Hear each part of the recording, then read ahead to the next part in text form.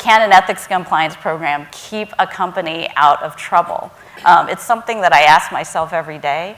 And I think that what I think is encouraging about even the US Sentencing Guidelines and the UK Bribery Act is that you can have a robust ethics and compliance program. You could be the best in class. And we all know in this room, because we're all compliance people, that it just takes one rogue employee to really trigger an investigation. And so we can't be too prideful. I think ethics and compliance people by definition are not, don't have big egos, because you know that you're just as good as your very last, education or training. And so what you can do is have a robust ethics and compliance program that significantly reduces the likelihood of that happening. And God forbid, if something like that does happen, the US Sentencing Guidelines give a lot of credit for having a robust program. And so that's kind of the way we look at things. We really, really try to be as good as we can be, but we also understand that we can't, we can strive for perfection, but we'll never achieve it. But that shouldn't stop us from doing the very, very best we can.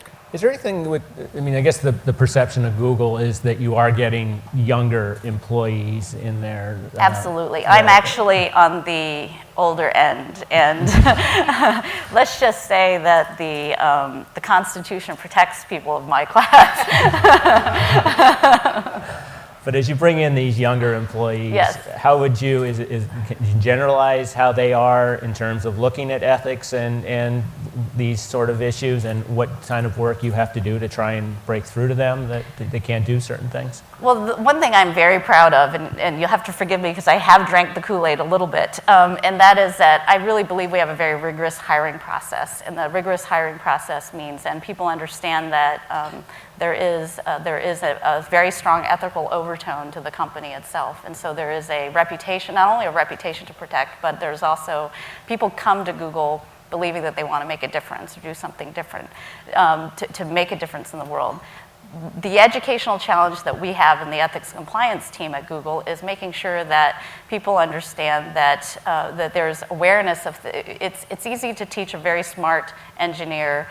They're very logical, and so they understand generally a logical argument. So you have to be able to explain exactly why the law is important, why it is important that we actually follow the law, and why bribery, what bribery actually means in a very nuts and bolts way. Because I think conceptually, no employee in any of our companies would want to bribe someone. The question is, what is the definition of bribery? And making sure that education is out there is important.